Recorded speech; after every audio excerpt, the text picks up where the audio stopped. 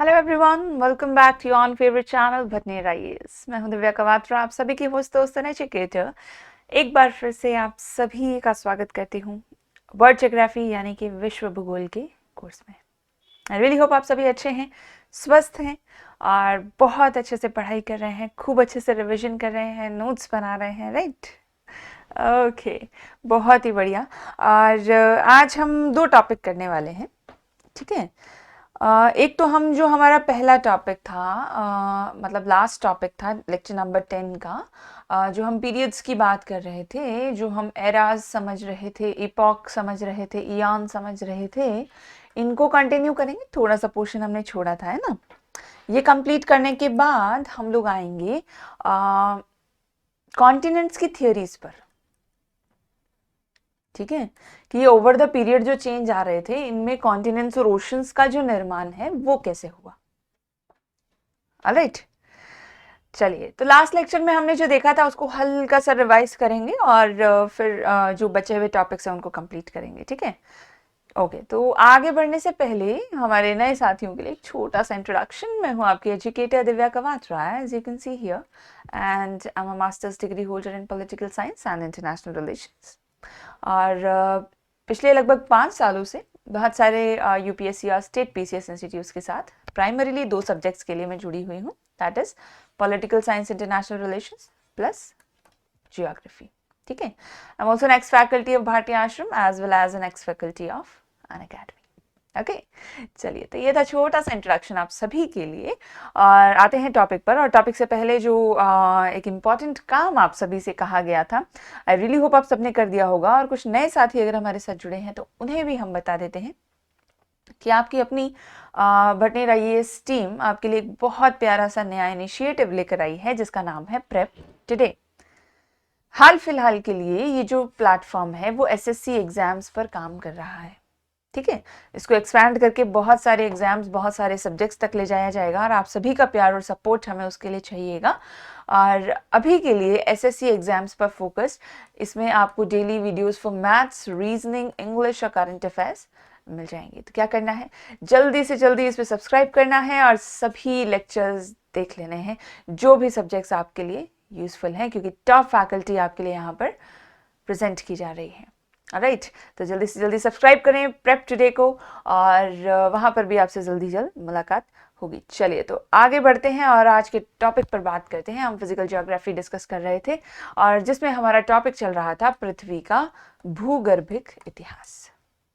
Right, क्या चल रहा था, पृथ्वी का भूगर्भिक इतिहास, जिसमें हमने बहुत सारी चीज़ें देखी कि पृथ्वी की एज देखी 4.6, जो कि पृथ्वी की चट्टानों को देखा जाए तो 3.9 है, लेकिन भैया महिलाएं अपनी एज सही नहीं बताती हैं, तो इसलिए दूसरों पर ही निर्भर रह लेना चाहिए, वो सही बता देंगे, है ना।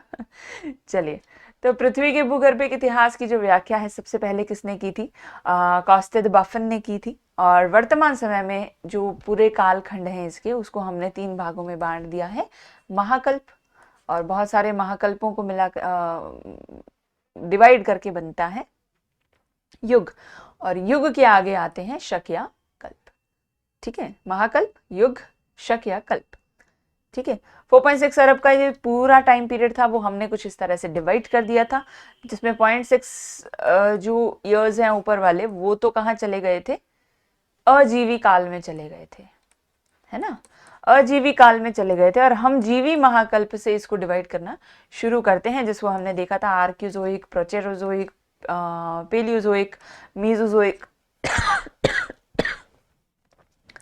सेनोजोइक और नियोजोइक। राइट, तो आर्क्यूजोइक, प्रोटेरोजोइक महाकल्प को एक साथ हमने क्या कहा था, प्री कैम्ब्रियन कहा था, जिसको हमने स्टडी भी किया। प्री कैम्ब्रियन एरा को देखा कि किस तरह से इसमें चेंजेस आए थे, क्या क्या काम हुए थे। तो पूरा का पूरा जो प्री कैम्ब्रियन महाकल्प है वो हमने देखा था, एक स्पेशल विशेषता थी कि आग्नेय चट्टानें सिर्फ है वहां पर, क्योंकि लावा कंटिन्यूअसली निकल रहा था, ठीक है। हाँ, तो जो मापक्रम हम लगाते हैं, जैसे इयॉन है, महाकल्प है, कल्प है, युग है, इन सभी में बांट कर, तो हमने सबसे पहले स्टडी किया था उसकी तर्ज पर प्री कैम्ब्रियन महाकल्प, है ना। 480 करोड़ वर्ष से का जो ये पीरियड था उसको हमने देखा। बहुत सारी चीज़ों का निर्माण हुआ, सबसे ज़्यादा रूपांतरण यहाँ पर चल रहा था। भारत की जो अरावली पर्वत श्रृंखला है, धारवाड़ क्रम है, वो सब इसी समय पर प्री कैम्ब्रियन एरा में बने हुए थे। इसी समय जो हमारी लॉरेशियन शील्ड है, कैनेडियन शील्ड है, इन सब चीज़ों का भी निर्माण हुआ। एक कोशिकीय जीव आ गए थे, सिंगल सेल रीढ़ विहीन थे अभी तक, और सागरीय घास आई थी अभी तक, और कोई वेजिटेशन नहीं थी। फिर हमने देखा कैम्ब्रियन कल्प। कैम्ब्रियन कल्प में पेलियोजोइक महाकल्प का पहला कल्प था, ठीक है। और इसमें जो छोटे छोटे चीज़ें थी कि छिछले सागरों का विस्तार हो रहा था, ज्वालामुखी क्रियाएं बहुत ज़्यादा थी, जीवों का विकास अभी तक नहीं हुआ था। फिर हमने देखा ऑर्डोविशियन कल्प। आपको होमवर्क दिया था मैंने, सबको सेग्रीगेट करके छोटा छोटा लिख लेना। अगर आपने लिखा है तो आप इस रिवीजन के साथ बहुत जल्दी कोरिलेट कर पा रहे होंगे। जिसने नहीं लिखा है भाई, होमवर्क नहीं करोगे तो कैसे पूरा समझ में आएगा, है ना। तो क्या करना है, होमवर्क डेली जितना दिया जाता है उसको करें, बेनिफिशियल होगा आप सभी के लिए। तो ऑर्डोविशियन जो कल्प था उसमें हमने देखा क्या कि समुद्र का विस्तार तो यहाँ पर अभी चल ही रहा था, लेकिन उसमें बालू और कीचड़ का आना शुरू हो गया था। यानी कि अब क्या होगा, समुद्र का घटाव होना शुरू होगा, क्योंकि उसमें अवसाद इकट्ठे होने लगे हैं, सागर शुष्क होने लगे हैं, ठीक है। हाँ, तो चट्टानों का जमाव उत्तरी पश्चिमी यूरोप, उत्तरी अमेरिका में पूरा हुआ, और वनस्पतियों का विस्तार हो गया था, लेकिन अभी तक सिर्फ सागर में हो रहा था, जमीन पर नहीं आया था, ठीक है। सागरीय भागों में ज्वालामुखी क्रियाएं चल रही थी ऑलरेडी, गर्म जलवायु थी, लेकिन जलवायु कटिबंध कुछ नहीं बने हुए थे। फिर आता है सिल्यूरियन कल्प। सिल्यूरियन कल्प में हमने देखा था कि सागरीय तल में उतार चढ़ाव हो रहे थे, जिसके साथ क्या है, बदलाव की जो प्रक्रियाएं थे वो भी बदल रही थी, है ना। जो निर्माण है वो चल रहा था, ज्वालामुखी क्रियाएं भी हो रही थी, लेकिन अनुपातिक रूप से देखा जाए तो बैलेंसिंग थी, बहुत ज्यादा नहीं थी। पर्वत निर्माण की जो प्रक्रिया है उसमें कैलेडोनियन हलचल कहा गया, इसको कैलेडोनियन हलचल कहा गया, जिसके परिणाम स्वरूप एपेलेशियन, स्कॉटलैंड, स्कैंडिनेवियन पर्वत, इन सब का निर्माण हुआ। सागर में अब रीढ़ वाले जीवों का विस्तार हो गया था। किसका, रीढ़ वाले जीवों का। वनस्पतियों के प्रकारों में भी बहुत ज्यादा उछाल आ गया था, प्रवाल जीव आने लगे थे, ठीक है। कौन से जीव आने लगे थे, प्रवाल जीव आने लगे थे। इसी समय पर स्थल पर पहली बार वनस्पति का उदय हुआ था। सिल्यूरियन कल्प में स्थल पर पहली बार वनस्पति, ठीक है। अब ये वनस्पति पत्ती विहीन थी, ठीक है, और इसके अवशेष कहां मिले हमको, ऑस्ट्रेलिया में मिले। फिर आया डिवोनियन कल्प। अब डिवोनियन कल्प में क्या था, सागरीय भाग तो ह्रास हो रहा था उसका, और स्थल भाग का विस्तार हो रहा था।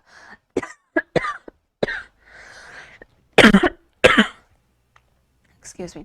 सागर में रीढ़ वाले जीव और मत्स्य का विकास बहुत ज्यादा हो गया था, और इतना हो गया था कि शार्क जैसी 20-20 फीट की बड़ी जो मछलियां हैं वो भी यहाँ पर आने लग गई थी, जिसके कारण इसको क्या कहा गया, मत्स्य युग कहा गया। किसको, डेवोनियन कल्प को मत्स्य युग कहा गया। अभयचर जीव यानी कि एम्फीबियंस, जल और थल दोनों पर रहने वाले जो जीव थे उनका भी उदय हो चुका था, और वो जमीन की तरफ ज्यादा गमन कर रहे थे, क्योंकि वहां पर उनको भोजन ज्यादा मिलता था।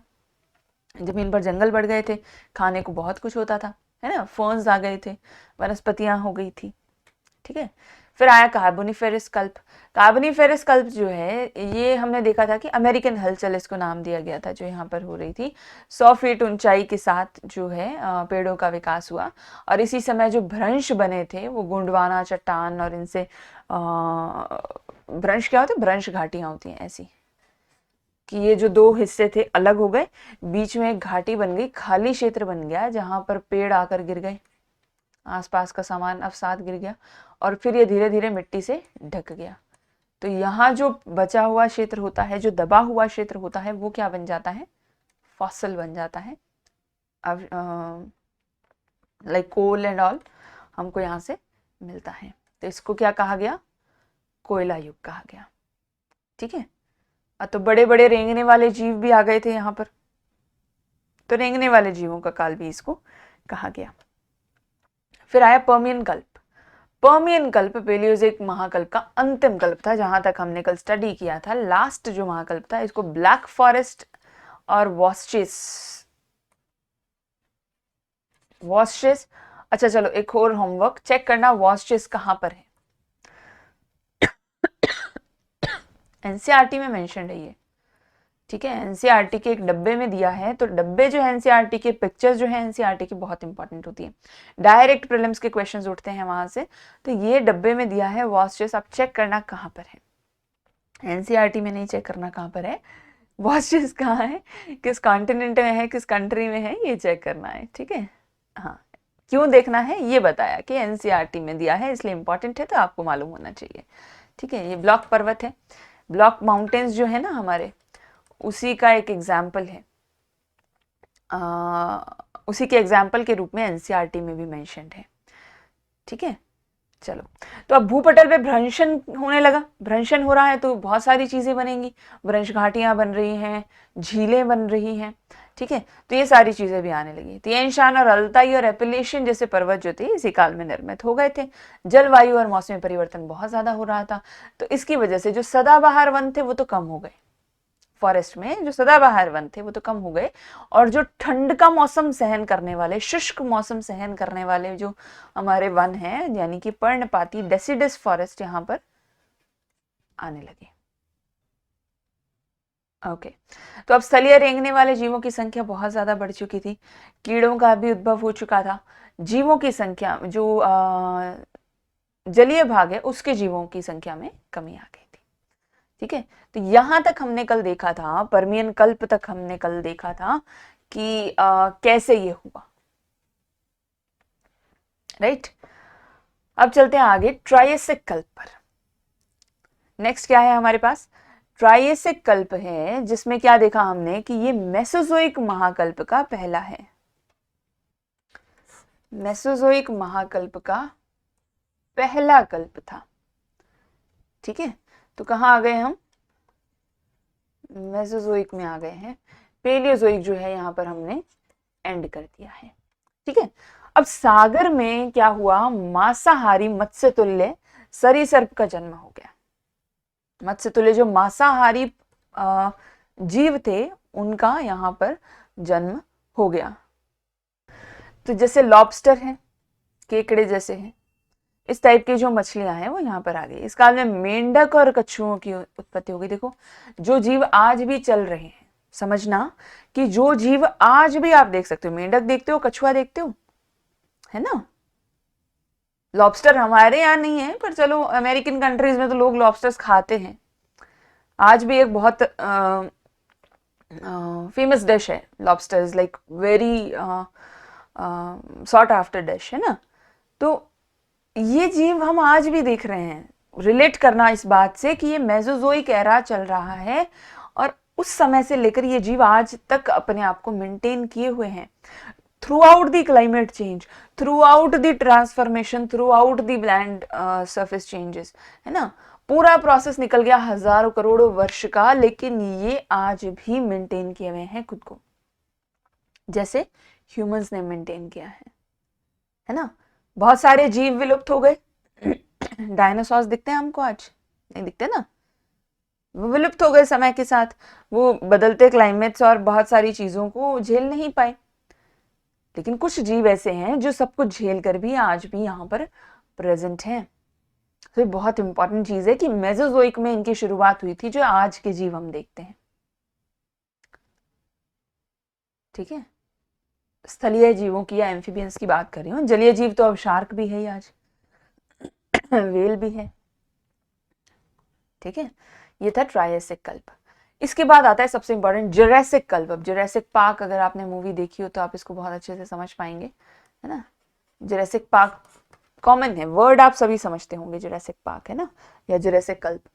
तो एशिया यूरोप का जो मैक्सिमम भाग था और ग्रेट ब्रिटेन के आसपास के जो सागरीय क्षेत्र थे, ये क्या थे, जल से भर गए थे, ठीक है। एशिया, यूरोप, ग्रेट ब्रिटेन, इन सब के आसपास पानी भर चुका था, चूना पत्थर का जमाव होने लगा था। सबसे इंपॉर्टेंट चीज थी चूना पत्थर, यानी कि लाइमस्टोन यहां से शुरू होता है। आज हम जो देखते हैं चूना पत्थर, लाइमस्टोन, वो यहां से शुरू होता है। कहां से, जुरासिक पार्क से। कहां मिलता है ये, मुख्यतः फ्रांस, दक्षिणी जर्मनी, स्विट्जरलैंड में ये सारी चीजें आज भी पाई जाती है। इस काल में स्थलचर, जलचर, नभचर जीवों का विकास हो गया था, यानी कि सब आ गए थे। डायनासोर्स का विकास भी कहाँ हुआ था? जुरासिक में। इसीलिए जुरासिक पार्क में हम क्या है, मेनली डायनासोर्स की स्टोरी देखते हैं। अब स्थल पर सरीसृपों का पर्याप्त विस्तार हो चुका था, ठीक है। सरीसृप, snakes and reptiles and everybody, है ना। तो ये बहुत लंबे हो गए थे, भारी हो गए थे, ठीक है।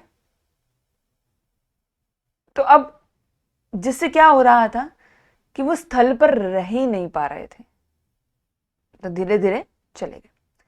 अब इसी काल में क्या है, सबसे पहले फ्लावर्स वाले पौधों का निर्माण हुआ और आवृत बीजी पौधों का निर्माण हुआ, प्रारंभ हुआ, शुरुआत हुई, ठीक है। पुष्प और आवृत बीजी पौधे जो हैं, इनका प्रारंभ यहां पर हो गया था। अब स्तनधारी जीव, स्तनधारी जीव कैसे थे? चूहों जैसे थे, छोटे छोटे चूहों जैसे थे स्तनधारी जीव, और जंगलों में रहते थे। धीरे धीरे इनका आकार बड़ा होगा, चेंजेस आएंगे इनकी स्ट्रक्चर्स में, वो सारी चीजें हम देखेंगे, पर शुरुआत यहां से हो चुकी थी। और सबसे पहला उड़ने वाला, ठीक है, आर्कियोप्टेरिक्स जिसको हम कहते हैं, उड़ने वाला जो पक्षी है, उसका उद्भव इसी कल्प में हुआ था, ठीक है। आर्कियोप्टेरिक्स बोलते हैं हम जिसको। जुरासिक पार्क में क्या क्या हुआ? चूना पत्थर, पानी से भर गए सारे कॉन्टिनेंट्स, कोस्टल लाइंस बन गई। डायनासोर्स, ठीक है, फूल, आवृत बीजी पौधे, स्तनधारी जीव और उड़ने वाले जीव, 6 मुख्य चीजें थी जुरासिक पार्क की, ठीक है। ऑलराइट, नेक्स्ट आया हमारे पास क्रिटेशियस कल्प। नेक्स्ट क्या आया? क्रिटेशियस कल्प आया। इस समय पर रॉकीज और एंडीज जो है ना, रॉकीज एंड एंडीज पर्वत श्रेणियां जो हैं, इनका निर्माण भी प्रारंभ हो गया था क्रिटेशियस कल्प में। इसी कल्प में ज्वालामुखी लावा के दरारी जो भाग थे, वहां से डेक्कन ट्रैप और काली मिट्टी का निर्माण हुआ। अब हमारा जो डेक्कन ट्रैप है, हम जानते हैं वो क्या है, वॉल्केनिक ऑरिजिन का है ना। भारत का जो डेक्कन ट्रैप है वो वॉल्केनिक ऑरिजिन का है, ज्वालामुखी विस्फोट से बना हुआ है, जहां से लावा जमकर, और लावा की वजह से यहाँ पर कौन सी मिट्टी पाई जाती है? काली मृदा पाई जाती है। ये सब प्रोसेस कब हुआ? क्रिटेशियस कल्प में हुआ, ठीक है। सागरीय क्षेत्रों में शार्क, हेरिंग, ऐसे बहुत सारे मत्स्यों का जन्म हो चुका था। उड़ने वाले जो परिवहनीय दोनों प्रकार के पक्षी थे, उन दोनों का विकास हो चुका था। स्तनधारियों की स्थिति अभी तक अनिश्चित है, कितना है कितना नहीं, बहुत ज्यादा हम नहीं बता पाए। इस कल्प में डायनासोर जो है वो लगभग विलुप्त हो गए थे, तो ध्यान रखना डायनासोर एक ही कल्प जिए, एक ही कल्प जिए, जुरासिक कल्प जिए, और नेक्स्ट तक तो वो ऑलमोस्ट विलुप्त हो चुके थे। कोई बचे कुचे 1-2 थे जो ओवर द टाइम मर गए, ठीक है। एग्जैक्टली। नेक्स्ट जो युग है हमारे पास वो कौन सा है? पेलियोसीन युग। पेलियोसीन युग, इसमें क्या था? सीनोजाइक महाकल्प के टर्शरी कल्प का ये पहला युग था। अब देखो क्या हो रहा है, यहां पर हमने मेसोजोइक एंड कर दिया है, ठीक है। यहाँ पर हमारा मेसोजोइक एरा डायनासोर्स के खत्म होने के साथ साथ एंड हो जाता है, और पेलियोसीन युग शुरू होता है, जो सेनोजाइक महाकल्प में आ जाता है। सागरीय विस्तार कम हो गया है, स्थल खंडों का विकास गति चल रही है, अल्पाइन पर्वतीकरण हो रहा है, फूल निकल रहे हैं, स्तनधारी जीवों की संख्या में बहुत ज्यादा वृद्धि देखी जा रही है, ह्रास देखा जा रहा है। डायनासोर्स वगैरह विलुप्त हो गए ना, वेरी सॉरी, ह्रास देखा जा रहा है, लेकिन मानव सदृश बंदरों और छोटे स्तनपायी चूहे आदि विकास हो रहा है, कि अब फॉर्मेट चेंज हो रहा है। स्तनधारी बड़े बड़े जो जीव थे वो तो गए, छोटे छोटे जीव थे वो बड़े होकर क्या कर रहे हैं? मानव की तरफ अब गति हो रही है। बंदर आ गए हैं, चिंपैंजीज आ गए हैं, बंदर आ गए हैं, ये क्या है? मानव का रूप लेंगे बाद में, है ना, ट्रांसफॉर्मेशन के साथ साथ मानव बनेंगे। इनका जो अब बोलबाला है वो चालू हो गया, बाकी सबको इन्होंने लात मार दी। यही काम है मानव का, आते ही पेड़ पौधे जानवर सबको लात मार देता है, किसी को खा, भाई पेड़ पौधे खाने तक तो समझ में भी आ रहा था, जानवरों को भी खाने लगे हैं। चलो, और खाए तो खाए, अब जब तक पेड़ पौधे नहीं थे, कृषि नहीं थी, तो समझ में आ रहा था भैया अब तो तुमको खाना भी दे दिया, कृषि के माध्यम से हम तुमको फसलें दे दी, दालें दे दी, अब काहे खा रहे हो उनको, है ना, तुम्हारे ही तो पूर्वज हैं बेचारे, अपने पूर्वजों को खा रहे हैं, बताओ। चलो, just kidding, just kidding, I am not trying to shame the non vegetarians, ऐसा कुछ नहीं है, जस्ट किडिंग, ठीक है। चलो, एनीवेज, लेकिन मानव क्या करता है, जब भी मानव हावी होता है तो हमेशा प्रकृति नुकसान में जाती है। बस ये कहने का मतलब इतना ही था कि अगर मानव के हाथ में सत्ता आती है, पावर आती है प्रकृति की, तो प्रकृति हमेशा नुकसान में जाती है, और फिर प्रकृति रिटेलिएट करती है, जैसे अभी कोविड के टाइम पर हो रहा है ना।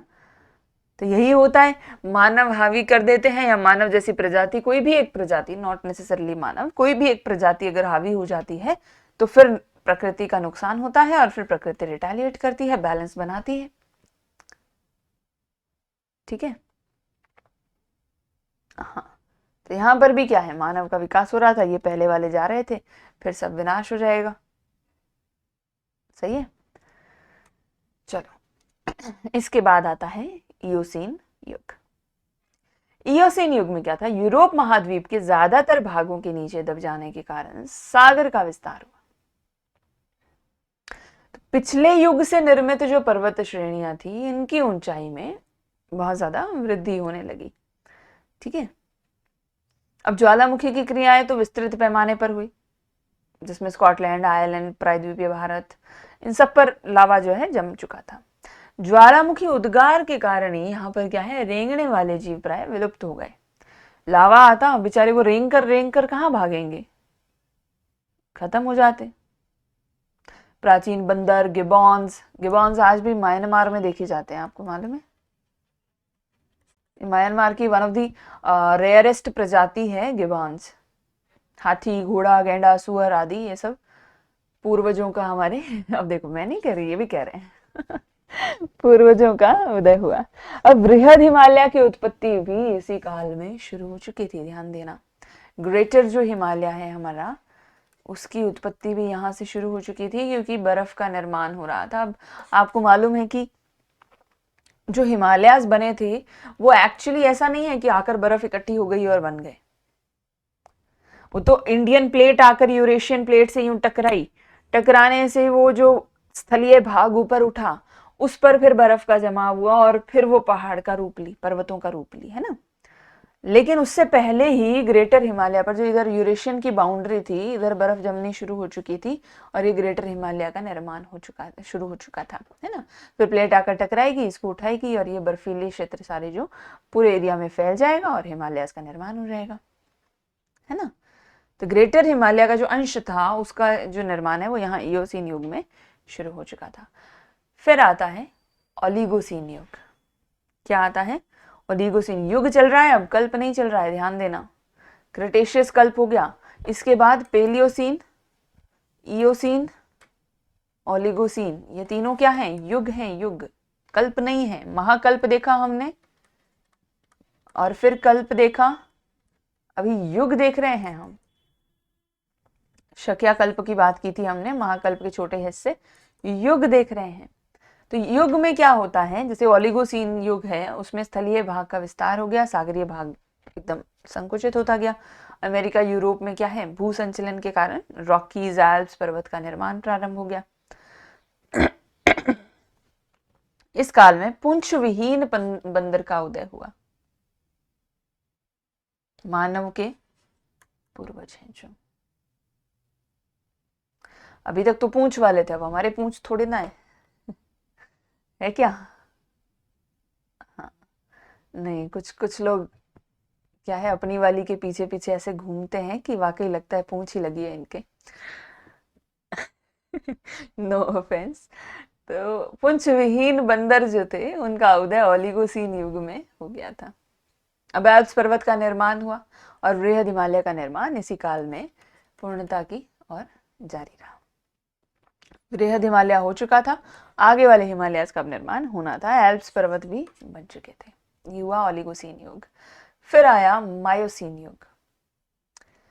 मायोसीन युग में क्या था? लघु और मध्य हिमालय की उत्पत्ति का मुख्य काल रहा।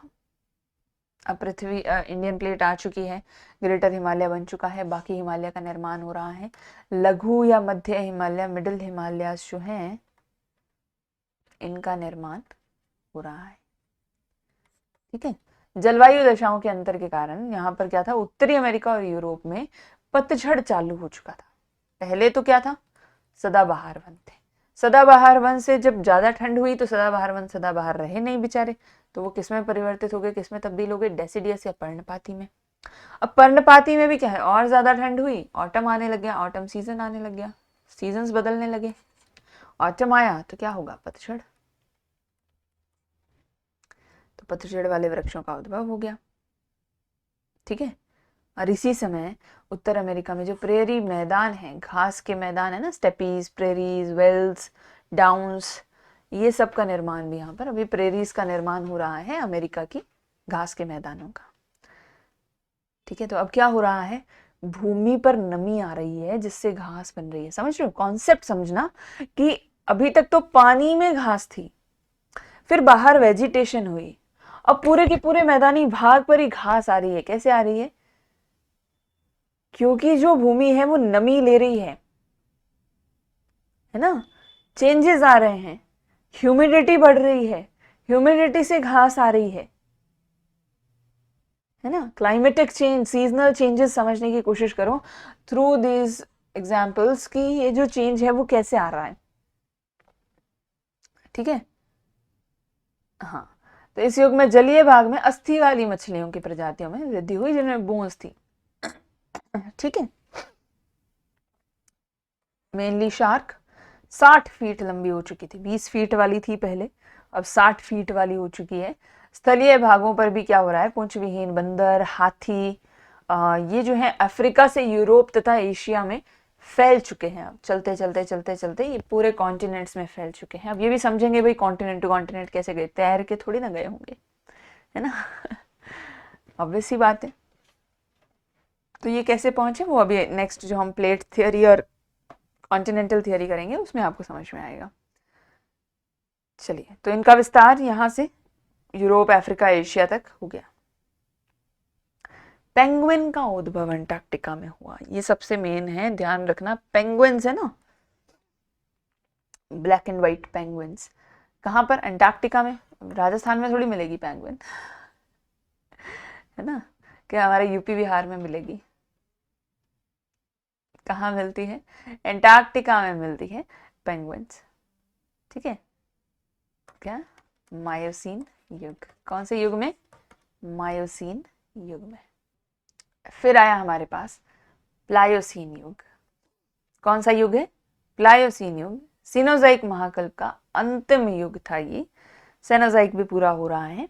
इस काल में समुद्रों के अवसादीकरण से बहुत ज्यादा तटीय मैदान बन गए थे। अवसाद आ रहा था, मैंने आपसे पहले भी कहा था, जब अवसाद आएगा तो पानी क्या होगा, सूखता जाएगा, और सूखेगा तो क्या है, मैदानी भाग बनाएगा। तो इसी से बने क्या, तटीय मैदान। बड़े आकार वाली शार्क मछली का विनाश हो गया यहाँ पर, और स्थल पर बड़े बड़े स्तनधारी जीवों का ह्रास हो गया। आरंभिक मानव की उत्पत्ति जो है अब शुरू होने लगी। शिवालिक की उत्पत्ति भी हो गई इस काल में। काला सागर, उत्तरी सागर, कैस्पियन सागर, अरब सागर की उत्पत्ति हो गई। समझ रहे हो, जो पानी का भाग एक था वो अब बंट रहा है। कैसे बंट रहा है, क्योंकि लैंड बंट रही है। इस चीज को ध्यान रखना कि ये सागरों की उत्पत्ति हो रही है प्लायोसीन युग में। ये आप समझोगे अभी नेक्स्ट जो हम कॉन्टिनेंटल थियरी पढ़ेंगे ना, उससे कोरिलेट करने की कोशिश करना कि कैसे जो एक लैंड मास था और एक पानी का हिस्सा था वो अभी काला सागर, उत्तरी सागर, कैस्पियन सागर, अरब सागर सब में कैसे बंट रहा है। ठीक है, ये इसको ध्यान रखना पॉइंट को। यहाँ आगे वाला जो लेक्चर टॉपिक है हमारा उसमें कोरिलेट करना, लेक्चर तो यही होगा। ठीक है, चलो, फिर आता है हमारे पास प्लीस्टोसीन युग। प्लीस्टोसीन में क्या है, सेनोजाइक महाकल्प के क्वाटरनरी कल्प का पहला युग है। ये सेनोजाइक ही है, लेकिन ये तो क्या था, टर्शरी था, टर्शरी कल्प था। अभी हम क्वाटरनरी कल्प पर आ गए हैं, उसका पहला युग है। महान हिम युग का संबंध इसी से है। इस युग में ही तापमान बहुत कम हो गया था, जिसके कारण पृथ्वी पर विशेषतः यूरोप में 4 हिम युग दिखे गए। 4 हिम युग चले, गुंज, मिंडेल, रेस और वर्म, जहां पर बस बर्फ ही बर्फ, बर्फ ही बर्फ, बर्फ ही बर्फ थी। हिमयुग क्या होता है, हिमाच्छादित हो जाते हैं जब पृथ्वी सारी, तो उसको हिमयुग कहते हैं। 4 हिमयुग हमने देखे इस दौरान, प्लीस्टोसीन युग में बहुत ज्यादा तापमान यहाँ पर गिर चुका था, गुंज, मिंडेल, रेस और वर्म। ठीक है, तो इस हिमयुग में बहुत सारे भूदृश्य निर्मित हुए। उत्तरी अमेरिका की झीलें बनी, जो ग्रेट झीलें हैं, नॉर्वे, स्वीडन, स्विट्जरलैंड, उत्तरी इटली, इनमें भी झीलों का विकास हुआ, क्योंकि पानी मेल्ट होगा धीरे धीरे और झीलें बनेंगी उनसे। ठीक है, प्यार तट का विकास हुआ, हिम चादर की समाप्ति हुई जब, है ना। नॉर्वे का फ्योर्ड कोस्ट बहुत बहुत फेमस है, तो इसका भी निर्माण हुआ युग में। हिमानीकरण के कारण सागर में प्रवाल खत्म हो गए। ऑब्वियस सी बात है, हिमाच्छादित हो जाएगा तो जो प्रवाल है उनको जीवन के लिए जो यापन चाहिए वो मिलेगा ही नहीं, विनाश हो गया। लेकिन हिम के पिघल जाने के बाद वो वापस से आ गए, क्योंकि फिर से वही कंडीशंस मिल गई। ठीक है, तो जो जलवायु थी इसमें बहुत सारे परिवर्तन देखे इस युग में। बहुत ज्यादा ठंडा, फिर वापस गर्म, फिर बहुत ज्यादा ठंडा, इस तरह से जो चेंजेस थे वो बहुत ज्यादा आए हैं इसमें।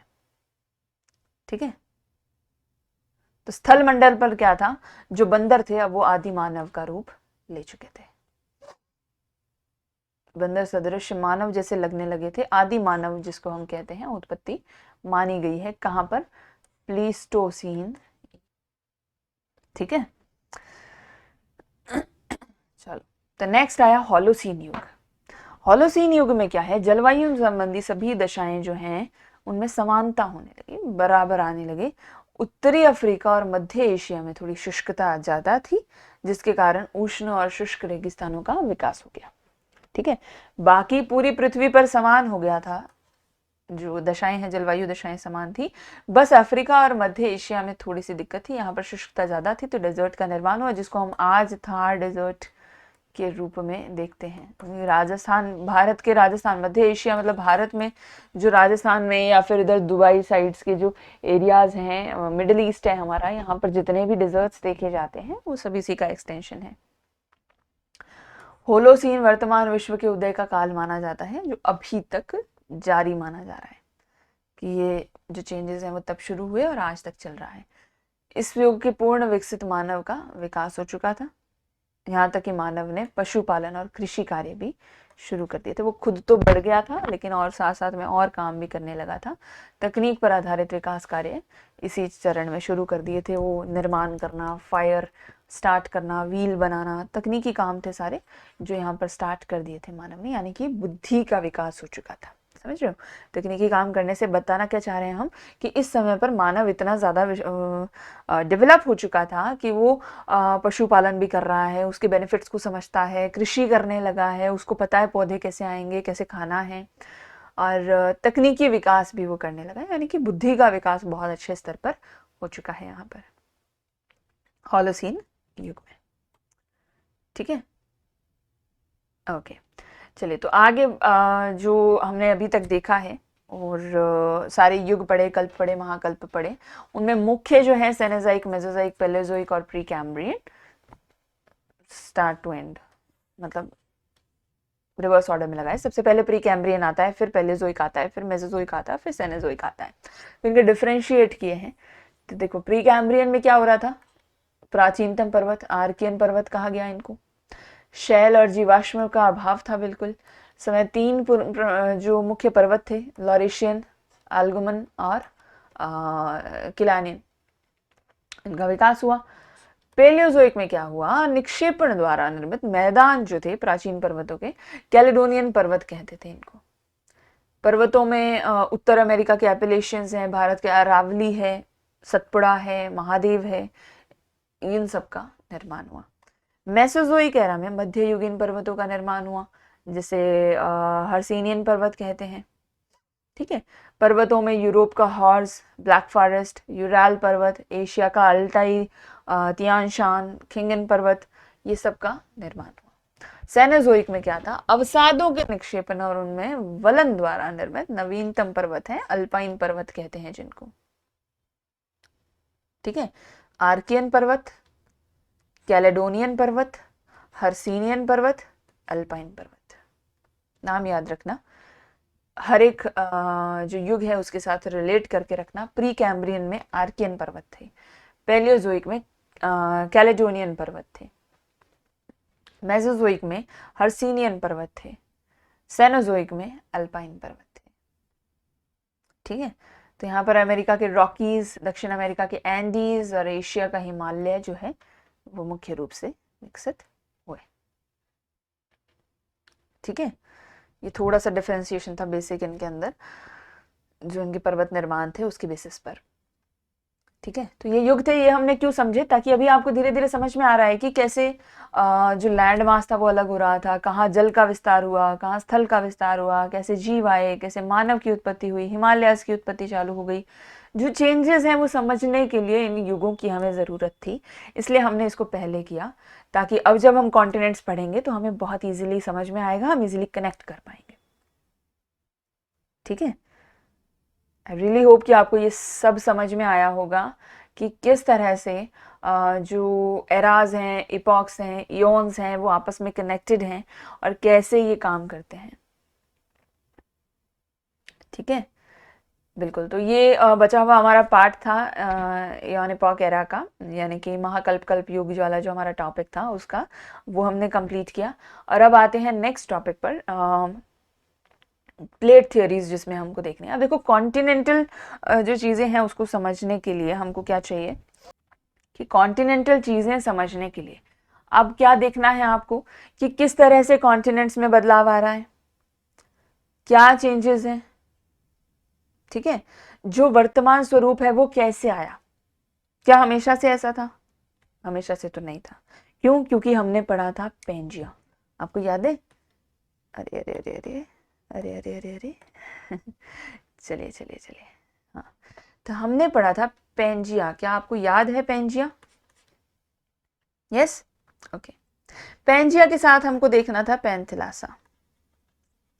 कुछ नहीं था, सिंपल शब्दों में बता देती हूँ। पेंजिया वाज बड़ा सा लैंड मास, भूमि क्षेत्र जितना था, स्थल भाग जितना था, वो पूरा इकट्ठा पेंजिया कहलाता था। जल भाग जितना था वो पूरा इकट्ठा पैंथिलासा कहलाता था। ओशंस, ओशनिक जो पार्ट था हमारा वो सारा क्या कहलाता? पैंथिलासा, और पेंजिया लैंड मास कहलाता। ठीक है, ये इनिशियली हालत थी कि इकट्ठा एक लैंड मास है, पूरा का पूरा पेंजिया है, इकट्ठा पानी का क्षेत्र है, पूरा का पूरा पैंथिलासा है। लेकिन फिर क्या हुआ कि ये जो पेंजिया भाग था ये अलग अलग क्षेत्रों में डिवाइड हो गया। कैसे? देखिएगा, पहले थोड़ा सा इंट्रोडक्शन दे देती हूँ। ऐसे 200 मिलियन साल पहले ऐसे पेंजिया था, एक लैंड मास था, फिर ये डिवाइड होकर सारे कॉन्टिनेंट दिख रहे हैं आपको, इतने से लैंड मास से डिवाइड होकर सारे कॉन्टिनेंट बन रहे हैं, जो थियोरी अल्फ्रेड वेगनर ने दी थी, जिसको हम आज पढ़ेंगे डिटेल से। अब ये डिवाइड हुआ, कैसे डिवाइड हुआ? प्लेट्स की मूवमेंट से। किससे डिवाइड हो रहा है? इसकी प्लेट्स हैं जिसकी मूवमेंट से ये अलग हो रहा है। ठीक है, तो अब ये प्लेट मूवमेंट कैसे हुई, क्या मूवमेंट है, ये समझने के लिए पहले हमको प्लेट टेक्टोनिक थ्योरी पढ़नी पड़ेगी, तभी हम क्या है वेगनर की थ्योरी को ढंग से समझ पाएंगे। ठीक है, एक छोटा सा टॉपिक और है प्लेट टेक्टोनिक थ्योरी, जिसके बाद हम वेगनर की थ्योरी पढ़ेंगे। आई सपोज हम वेगनर की थ्योरी कल करेंगे, आज हम प्लेट टेक्टोनिक ही समझ पाएंगे, नेक्स्ट क्लास में करेंगे मतलब। ठीक है, हाँ, तो प्लेट टेक्टोनिक समझते हैं और फिर वेगनर की थ्योरी को बहुत अच्छे से पढ़ेंगे। ठीक है, समझ में रहो ना आपकी क्यों प्लेट टेक्टोनिक्स आपको चाहिए, क्योंकि वो जो प्लेट्स हैं उसकी वजह से ही कॉन्टिनेंट मूव किया, तो वो कैसे मूव किया, उससे क्या चेंजेस आए, क्या क्या प्रभाव हुए, वो समझने के लिए हमको पता होना चाहिए कि प्लेट्स कैसे मूव करती हैं। ठीक है, तो प्लेट विवर्तनिकी का जो शब्द है, प्लेट विवर्तनिकी, प्लेट टेक्टोनिक्स का जो शब्द है, इसका यूज सबसे पहले मॉर्गन ने किया था। ठीक है, जो सिद्धांत है एक बहुत नया सिद्धांत है, जो भूपटल किस तरह से बना है, हमारा महाद्वीप महासागर का वितरण कैसे हुआ, पर्वत निर्माण कैसे हुए, ज्वालामुखी क्रियाएं, भूकंप, मध्य सागरीय कटक, जो मिड ओशनिक रिजेस बनते हैं हमारे, गर्त है, ये सारी चीजें कैसे बनी, उनकी एक साइंटिफिक एक्सप्लेनेशन है। बहुत अच्छे से विस्तृत रूप से जो चीजें समझाई गई हैं और साइंटिफिकली एक्सेप्टेड, वाइडली एक्सेप्टेड जो थियरी है। ठीक है, तो ये सिद्धांत हमको क्या कहता है कि स्थल मंडल के अंतर्गत क्या है, भूपटल और मेंटल, क्रस्ट से लेकर मेंटल तक की बात होती है। जब भी हम किसका नाम लेते हैं, स्थल मंडल का नाम लेते हैं, तो मेंटल तक का पूरा रीजन आता है इसमें। क्यों? क्योंकि क्रस्ट जो है उसकी सारी क्रियाएं मेंटल की वजह से ही होती हैं, क्योंकि मेंटल के बीच में एक लेयर है एस्थेनोस्फेयर की, अपर मेंटल लोअर मेंटल के बीच में एक लेयर आती है एस्थेनोस्फेयर की, जो कि क्या है, मोल्टन लावा है। ये सॉलिड है, ये सॉलिड है, इसके बीच में एक लेयर आती है एस्थेनोस्फेयर की जो लिक्विड है, मोल्टन लावा है। इसके ऊपर टिकी हुई है हमारी सारी की सारी प्लेट्स। जब जब ये लावा हिलेगा तब तब हमारी प्लेट्स हिलेंगी, और प्लेट्स हिलेंगी तो क्रिस्टल भाग हिलेगा, क्रिस्टल भाग हिलेगा तो ऊपर क्या है, सब तथैया हो जाएगा। कैसे होता है, पूरा प्रोसेस समझते हैं। ठीक है, चलो, तो स्थल मंडल की बात करें, भूपटल और मेंटल जिसमें शामिल कर रहे हैं हम, बहुत सारे टुकड़ों में विभाजित है। इन्हीं टुकड़ों को प्लेट कहते हैं। ठीक है, क्रस्ट और मेंटल जो हमारा टुकड़ों में बना है, उन्हीं टुकड़ों को ही प्लेट कहा जाता है। और प्लेटों की औसत मोटाई लगभग 100 किलोमीटर की होती है। ये जो प्लेट है ना, एक ऐसी इतनी सी नहीं है कि यूं उठा के हिला दिया, 100 किलोमीटर की एक प्लेट है। 100 मीटर भी नहीं, 100 किलोमीटर की मोटाई लिए हुए है, लंबाई भी नहीं, मोटाई की बात कर रहे हैं हम, समझ रहे हो, मोटाई 100 किलोमीटर की है। और महासागरीय भूपटल या महाद्वीपीय भूपटल की तुलना में अगर हम देखें तो महासागरीय भूपटल पतला होता है और सघन होता है, पतला है और डेंस है। महाद्वीपीय भूपटल जो है वो मोटा होता है, थिक होता है, लेकिन डेंसिटी में कम होता है। अब जाहिर सी बात है, थिक तो ज्यादा ही होगा ना ये, क्योंकि ऐसे कॉन्टिनेंटल क्रस्ट है हमारा, ये ओशनिक क्रस्ट आता है भाई, यहाँ तो पानी है, इसका क्रस्ट तो नीचे ही आएगा। अब नीचे आया तो इतनी थिकनेस तो कम हो गई ना, समझ रहे हो कि भाई ये हमारा महाद्वीपीय भूपटल है। फिर से नीचे जाएंगे तब यहाँ पर महासागरीय भूपटल आएगा। क्यों? क्योंकि इतना तो पानी है ना, नीचे जाकर ही तो आएगा सरफेस जो है उसका।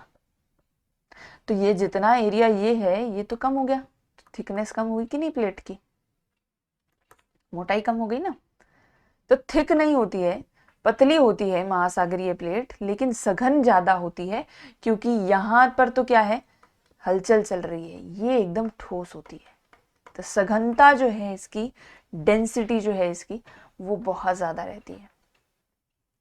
ठीक है, ये लाइन समझ में आई? ये सीधा सीधा प्रीलिम्स में स्टेटमेंट दे दी जाती है, भैया सही है कि गलत है बताओ।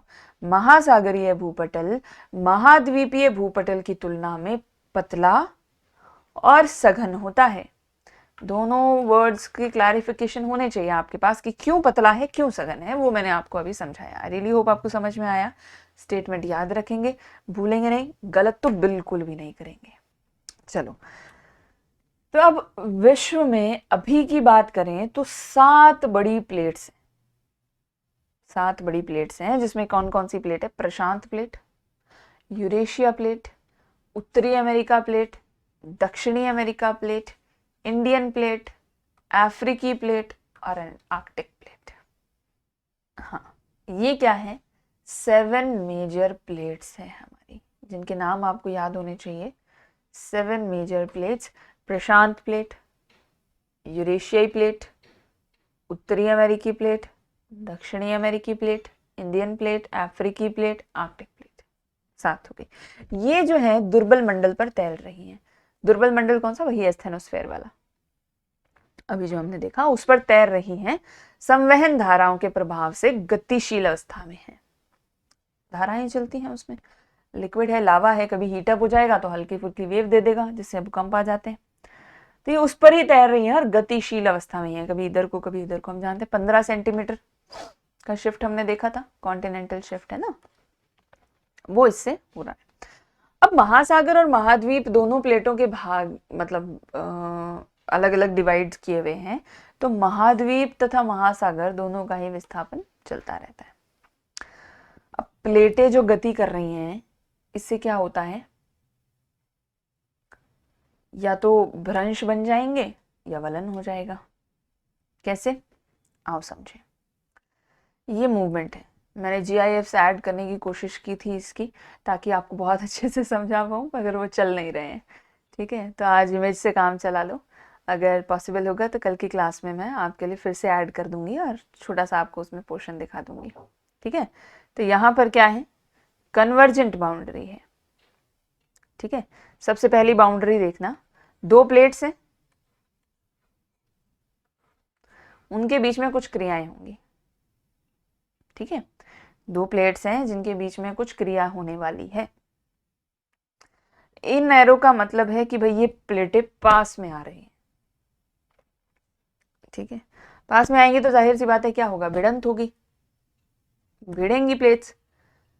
अब भिड़ेंगी तो क्या होगा, एक प्लेट तो नीचे जाएगी, एक प्लेट ऊपर जाएगी, जिससे ये बीच का रीजन उठ जाएगा। 2 मिनट दे रही हूं, आराम से अपने दिमाग में एक इमेज बनाकर सोचना, जब 2 चीजें आकर टकराती हैं ऐसी, तो जाहिर सी बात है ना कि एक का ऊपर जाना और एक का नीचे आना, तभी तो आगे मूवमेंट बढ़ेगा, नहीं तो ये यूं यूं यूं यूं रगड़ती रहेंगी और टूटती रहेंगी। आखिर तो कोई एक पावरफुल होकर इसके ऊपर आ जाएगी, इसको नीचे दसा देगी। सही है, या फिर क्या होगा, ये ऐसे उड़ जाएंगी, है ना, दोनों की दोनों ऐसे उठ जाएंगी, यूं मुड़ जाएंगी। इन एनी केस, चाहे ऊपर नीचे हो जाएं, चाहे ऐसे दोनों उड़ जाएं, क्या भूमि का उठना तय है या नहीं, ये बताओ। बीच में से क्या भूमि का ऊपर उठ जाना तय है या नहीं है? सामान्य सी बात है, कोई एक भी ऊपर आ रही है तो वो भूमि को ऊपर ला रही है, क्रिस्टल भाग को ऊपर ला रही है, भूपटल को ऊपर ला रही है। दोनों ऊपर आ रही हैं तो दोनों ही उठा के ला रही हैं।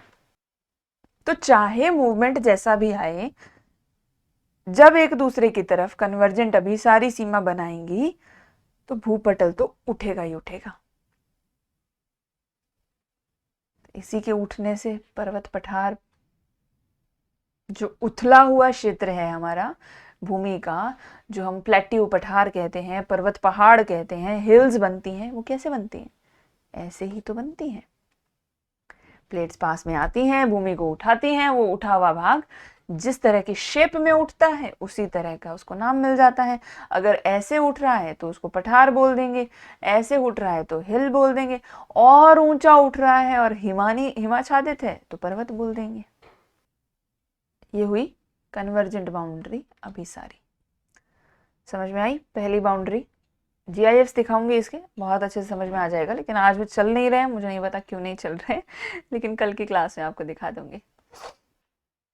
ठीक है, हम क्या देख रहे थे कि प्लेटों की गतिशीलता जो होती है, जब प्लेट्स मूव करती हैं तो उनके कारण आसपास के क्षेत्रों में या तो वलन या भ्रंशन होता है।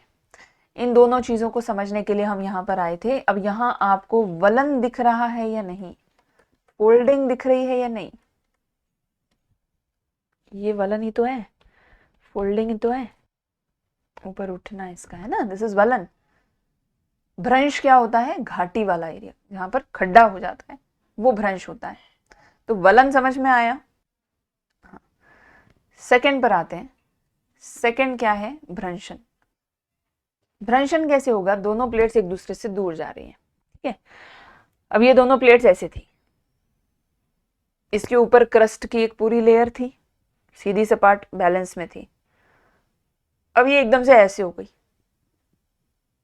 तो इन दोनों के बीच का जितना क्रिस्टल भाग है, इस एरिया में जितना भी क्रिस्टल भाग था, भूपर्पटी थी, क्या वो नीचे धंस जाएगी जितना उसको यहां स्पेस मिलेगा? बंद था रास्ता, गेट खोल दिया आपने, हो गई अंदर, जाएगी ना। तो जब ये यहां से अंदर जाएगी तो ऊपर से भी तो ढक जाए, मतलब नीचे हो जाएगी ना, धंस जाएगी। तो ये कैसे बन जाएगा?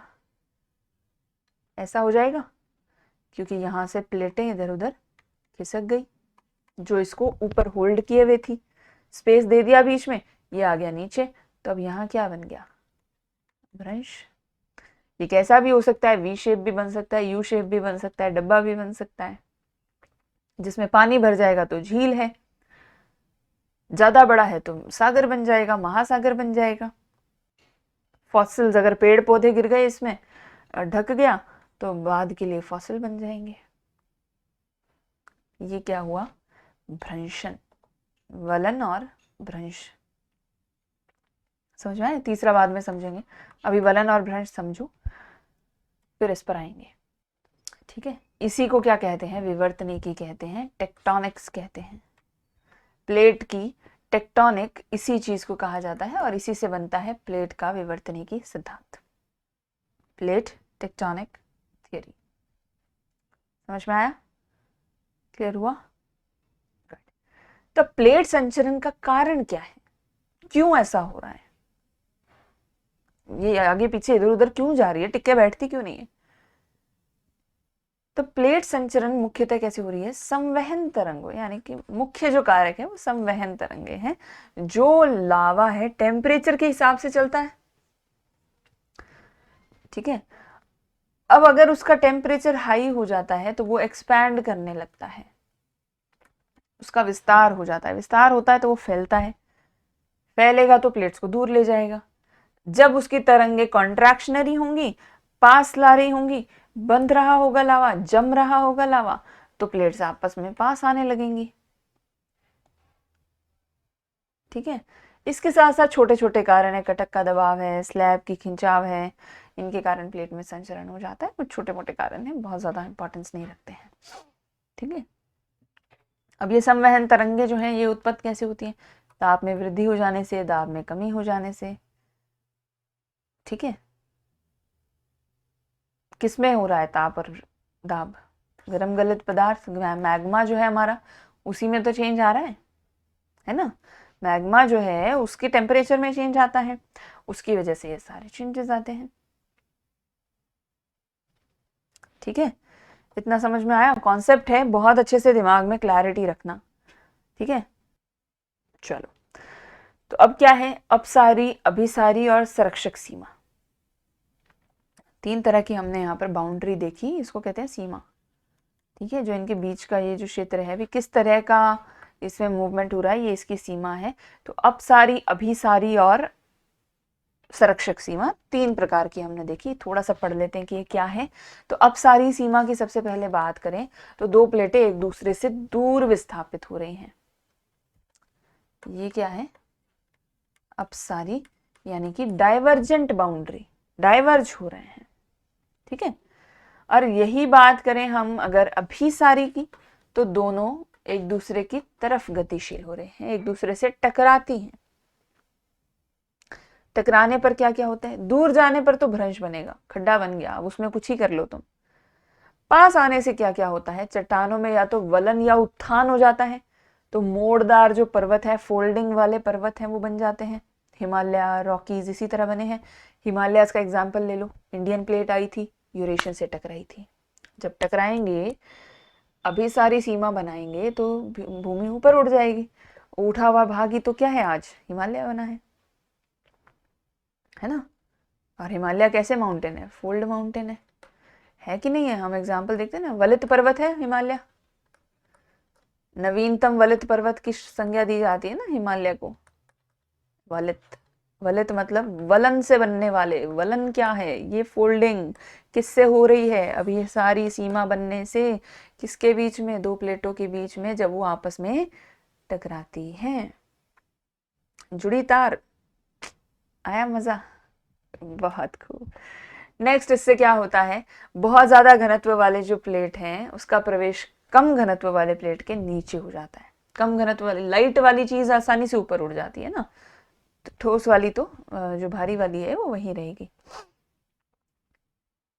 हाँ, तो अगर ये क्या है, नीचे वाली प्लेट, भारी वाली प्लेट बहुत ज्यादा गहराई में चली जाती है तो उच्च तापमान के कारण वहां पिघलकर मैग्मा में कन्वर्ट भी हो जाती है। ठीक है, और उसी से ज्वालामुखी क्रियाएं बनती हैं। अब प्लेटों के आपस में टकराने और घर्षण के कारण बहुत ज्यादा मात्रा में ऊर्जा उत्पन्न होती है, जिसके कारण उच्च तीव्रता वाले भूकंप उत्पन्न होते हैं, क्योंकि एनर्जी कहीं से भी रिलीज तो करनी पड़ेगी। जब एनर्जी बहुत ज़्यादा आ जाती है तो रिलीज करनी पड़ती है। अब रिलीज करने के लिए क्या है, भूकंप के थ्रू ये रिलीज होती है। वेव्स जो हैं भूकंप के थ्रू भेज दी जाती हैं। ठीक है, मोड़दार पर्वतों के समानांतर एक गर्त का निर्माण हो जाता है। ठीक है, जिसके कारण क्या हो रहा है, हल्के प्लेट के नीचे भारी प्लेट का प्रवेश हो जाता है। ठीक है,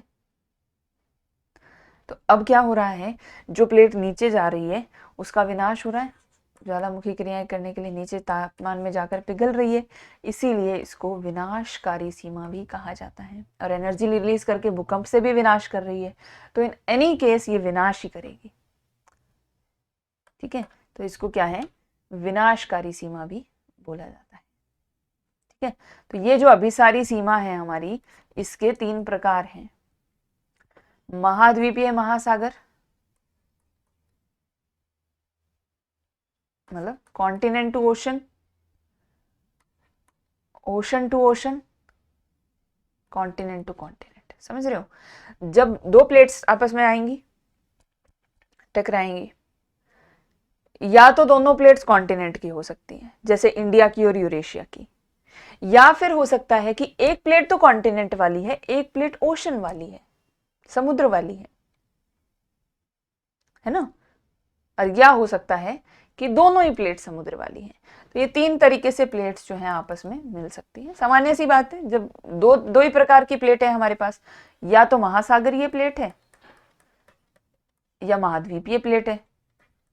अब दोनों के आपस में टकराने के इतने ही तरीके हैं, या तो महासागरीय महासागरीय आपस में टकरा ली, या महाद्वीपीय महाद्वीपीय आपस में टकरा ली, या ये दोनों आपस में टकरा लेंगी। 3 ही तरीके बनते हैं, है ना। तो वही 3 क्या है, प्रकार हैं इसके। ठीक है, महाद्वीपीय महासागर अभिसरण जो है वो बहुत सिंपल सी बात भाषा में मैंने आपको बता दिया है। चौथे पर आते हैं, संरक्षक सीमा पर, ट्रांसफॉर्म बाउंड्री जिसको हम कहते हैं। इसमें क्या होता है, ऐसे प्लेट मूव करती है, ऐसे भी नहीं, ऐसे भी नहीं, यूं है, उसी पोजीशन, ऊपर नीचे, लेफ्ट राइट लेफ्ट राइट। ठीक है, एक दूसरे से रगड़ खाती हैं ये। इसमें ना तो प्लेट का निर्माण होता है, ना ही प्लेट का विनाश होता है, सीमा ज्यों की त्यों रहती है, इसलिए इसको संरक्षक कहा जाता है। कुछ ज्यादा हलचल नहीं करती है, बस आपसी घर्षण की वजह से अगेन क्या होता है, ऊर्जा। यहां भी क्या हो रहा था, आपस में टकराने और घर्षण की वजह से ऊर्जा क्रिएट हो रही थी, तो यहां भी क्या होगा, अगेन आपस में टकराने से ऊर्जा क्रिएट होगी, और वही उच्च परिमाप क्या है, वही ऊर्जा क्या है, उच्च परिमाप के भूकंप लेकर आएगी। तो ये क्या करती है, संरक्षक सीमा है, प्लेट्स नहीं तोड़ती, प्लेट्स का कुछ नहीं करती, बस भूकंप लेके आती। ठीक है, तो इससे भ्रंश का निर्माण होता है, जिसे क्या कहा जाता है, ट्रांस करंट भ्रंश कहा जाता है। कैलिफोर्निया का सेन एंड्रियास जो है इसका एग्जाम्पल है। भ्रंश कैसे बन रहा है, ये तो अलग तो होनी थी, देखना यहाँ थी ऐसे, ये चली गई ऊपर, ये आ गई नीचे, तो कुछ ऐसी पोजीशन हो गई, तो अब यहाँ और यहाँ भ्रंश बन गई कि नहीं।